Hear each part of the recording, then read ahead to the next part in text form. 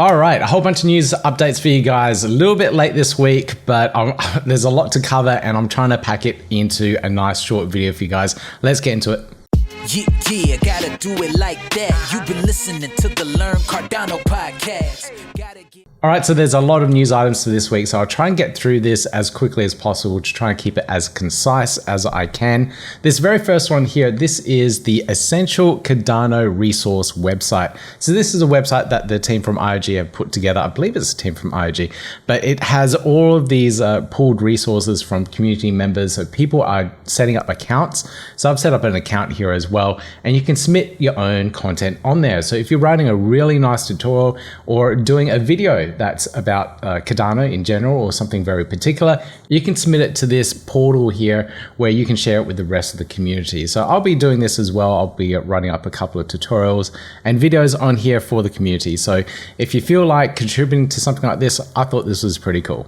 Now, BlueShift is one of those DEXs that's building out on the Milkomeda sidechain. So I thought this one was pretty cool because they're continuing with their cross-chain relationships and partnerships and have teamed up with Symbiosis. So I haven't heard of this platform before, but then when I started digging into it and actually having a look at their platform, it's pretty cool. It's all these cross-chain swaps. So it's probably something really cool for the Cardano ecosystem to be able to tap into to bring liquidity to Cardano and vice versa as well. So if there's a protocol or something I'd like to tap into externally or trade up into USDC, then I can.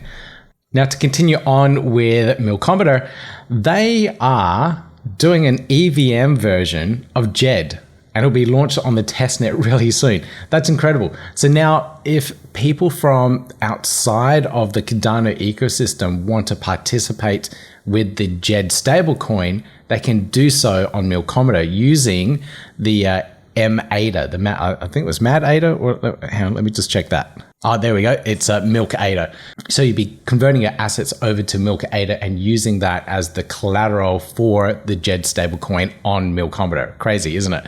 So that opens up a whole bunch of new avenues for people to get into and use that particular stablecoin. So it's very interesting what they're doing. The team from DC Spark are absolutely amazing, aren't they? Now this one here, DefiYield, this one appeared on my radar on my Twitter feed when they were talking about MinSwap DEX, and I saw this video here as well. And I thought it was an interesting platform because when I opened it up and had a look at it, it really was mostly Ethereum based. But these guys are opening up development to Cardano and pulling in some more information about your wallet. So you have a really good understanding of what's going on in your portfolios across multiple different DEXs. So this is one thing that I struggled with when trying to work out where my liquidity is, what it's doing, how it's doing, watching it go up or mostly down at the moment. But if you have a look at their dashboard now, they originally just had your ADA balance. So you had your total value of what it's worth converted to USD and how much ADA you had. But now they've also pulled in all of your liquidity on the various DEXs, what you're staking and what's claimable, etc. So that gives you a bigger total, and that's really cool. And if you scroll down a little bit further here, you can see that pulls in the data from SundaySwap. How cool is that? So that makes it a lot more appealing. Literally, it just had the wallet balance there and my ADA balance there as well. And now you can also go through and see all of your assets that you have in your wallet and see what they're worth. So I can see that my Pavia is worth a whopping 2 cents USD, and my Flickto tokens are worth almost nothing now. And I'll talk about that a little bit later as well. So stick around to the end of the video. So CardaShift have launched their platform, and this is pretty cool. So they're a team that are looking at debugging the world. If you want to learn more about it, interview in the top right hand corner for you there. But they are looking at social and environmental projects and using their Launchpad to help launch these particular projects. And these are the first Genesis projects that are going through their particular platform, and I haven't had a good look at all of these yet. But if you're part of the Clap ecosystem, if you have the Clap tokens, you can now vote for these projects and get them funded, or even provide some funding within their ecosystem so that these projects have some assets to be able to actually go ahead and build out their platforms as well. But like always, please make sure you read into the projects, understand what you're getting into, and do your deep research before speculating and providing any liquidity for these projects. Now, the team from Meld have been working quite hard. You don't hear much from them at the moment, and that's because they're doing a lot of background work at the moment. And this is one of the background pieces that they're doing, and it's a bridge between Cardano and Polygon. So Polygon's a sidechain for Ethereum. They're doing some really cool things over there, and they decided to create this bridge. Now, this is the first stage of the bridge. This is an alpha version of the bridge where they are not doing it with smart contracts, from what I understand from reading the blogs. And they finally have released their testnet version of this. And I'll be doing a deep dive video into this to actually see how it all works and play around with it a little bit more. So far, it's looking quite good. I did have a quick play with it, and you need to link up your wallets on testnet to be able to actually interact with the testnet version of this. And you'll be able to swap assets from Polygon over to Cardano and vice versa. Now, another fantastic project I love is Genius X. So Genius X is an accelerator from the team at DefiYield, and they're doing some really cool things with projects in the Cardano ecosystem. And I've always wondered, how on earth are they going to scale up to be able to deliver on all the smart contracts that are needed in the Cardano ecosystem? So they're working with a lot of different projects, and they need Haskell developers. MLabs is a perfect fit with a team of over 100 developers and staff within MLabs itself. It just makes sense. So they've teamed up with MLabs to actually make this happen, and I'm pretty excited about that because it opens up all of the devs, the coding audits, the testing, and everything else around it, all the dev tooling that the team at MLabs is building as well. That opens up to the entire Genius X ecosystem there too. So any project now that is working with Genius X are in pretty much good hands with MLabs as well. Now, another project that I've spoken about before is AStarter, and I did a video. You can check out their platform there. I did an overview video of what they're building out, and they had been doing some research around ISPOs and what the community felt was appropriate way of using the ISPO model. So in doing that research, they've come up to a certain conclusion, and one of the best and most commented on ISPO model is the merge staking for potential multi-token rewards. So this is a pool where you could delegate to, like our own stake pool, and earn multiple different tokens as well as your ADA rewards. So as a delegate, you get those extra tokens as well as your ADA reward. So that makes things really, really appealing for the delegates. And that also helps with the decentralization of the Cardano blockchain, where these projects aren't spinning up multiple large pools and sucking in all the delegation from the ADA community. So that's brilliant, and I absolutely love that particular model. And it looks like they're also signing up SPOs in the process as well. So I'm assuming this is SPOs that they'll partner up with to actually do these token distributions. So AStarter, that's brilliant, really good approach, and I can see that listening and engaging with the community was the best approach for that. So NuNet is a really cool project. I did an interview with them, so you can check it out in the top right hand corner there. Now, they have successfully gone through their Fund 8 of Project Catalyst and got funded for their GPU support on their platform. So they do decentralized storage and decentralized computational power, and one of them is also decentralized GPU machine learning. That is really, really important. So I did an interview with Akamon, and they were talking about the same and similar things. So they are trying to do a very similar product. So we've got some competition within the Cardano ecosystem here, which is really good.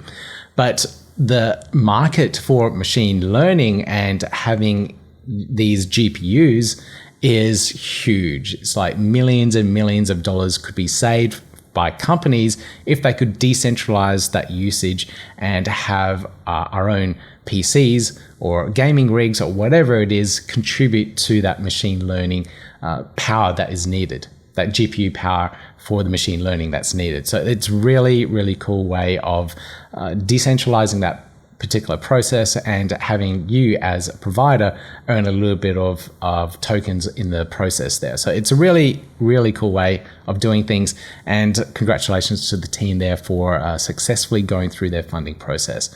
Now, talking about Project Catalyst, the results are fully in if you didn't realize, and so many projects got funding this one. as you can see here, we can go down to the actual results. I'll put a link to this in the show notes as well. So if you want to see all the projects that got funded, you can, but you can see them all here. So anything green got funded, and these yellow ones didn't quite get funded because they've asked for too much within their requests, and it didn't quite make it through. So depending on how much you ask, if you've asked too much and there aren't enough funds left, you unfortunately don't get the funds. You did make it through potentially, but you asked just that little bit too much. So it's a really unique and interesting way of doing it. And some projects missed out by, maybe 1,000 ADA, 1,000 USD in regards to what they asked. So it's a little difficult sometimes, and it's a tough thing to take in. But some of these projects are absolutely fantastic, and I'm glad they got funded as well. Now, Fund 9 is coming up soon, and you can see the distribution of funding for these various categories. It seems like a lot of physical product, business solutions, social media, etc. are the ones that are being funded this time. So it's quite interesting to see where all the funding goes and what type of proposals are coming up in the next round of Project Catalyst. Now, again, I'll put links to all this down below. So if you want to follow up and read a little bit more about what's going on within the governance of Cardano, you can. So my last one here is Flickto. Now, I woke up to this one today, and it's a little bit disappointing to hear this one, but it seems like they are closing down the project for now. So they've essentially raised a lot of ADA, a lot of funds, and they won't be going ahead with the project until the next bull cycle, which could be another 2 or 3 years down the track. So who knows when this project will come out of the cycle as it is to be able to actually decentralize media. So a lot of things have happened in the project, and it's actually quite concerning about what has happened. But in the meantime, while they're going in their hibernation phase, they will be working on trio marketing. And this is some of the skills that the team have built up in marketing and launching Flickto. And they'll be working with 3 additional clients in the media, project, magazine, and NGO space to digitalize and transform. So digital transformation into Web3. So moving their businesses into the Cardano ecosystems and blockchain in general. Now, this is all well and good, but where does it put us, and why did this exactly happen? So let's have a look here. So according to this blog post put out, poor market conditions from the early days. Yep, so they started their ISPO. I remember having a conversation, and they were anticipating to get 6 stake pools, full saturation, but I think they only have 1 with partial saturation, so it's nowhere near the amount of ADA that they were trying to raise. I do know that making these films, these movies, whatever it is, costs a lot of money. And their suboptimal financing plan, oh yeah, that's what I was just talking about there. So it wasn't as successful as I thought it would be.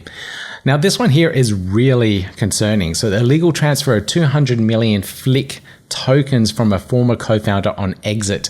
So something didn't go well. Something did not go well there. And I checked into this and had a look at the price feed here. And if I just get rid of these candles, you can see a massive drop here on the 7th of April. And I'm assuming that's when that exit may have happened. And if you could see there, the price just tumbles. It goes from 0.14 cents down to a lovely 0.004. So it completely obliterated the value of the Flickto tokens, and it's now hovering at that 0.0048 cents. If we have a look a little bit closer down here, that price was completely wrong. So after this news came out, it sunk down to 0.000199. So it's completely worthless at the moment. So that's really disappointing to see. I don't know what to say other than that, but I've moved my delegation obviously away from Flickto to another project, so earning extra tokens and rewards elsewhere. Now, there's a whole bunch of more unfortunate events down here. So 300,000 ADA was lost as a result of their initial price crash after the SEX central exchange listing. So that usually does happen when you list on a centralized exchange. People take profits and liquidity disappears. So that's unfortunate, but that's usually what happens. And also here in April, the ownership of Flickto was transferred, but there was a lack of awareness of the financial situation from the previous senior leadership team until the company was transferred. That's kind of nasty. So you sell a company to someone else and you have no idea about the financials. That's that just doesn't sound right. Does not sound right at all. And then we can see here the new owners started putting in a finance department and started reducing costs. I do remember talking to the team in a previous interview, and they said the team had expanded to 30 plus people.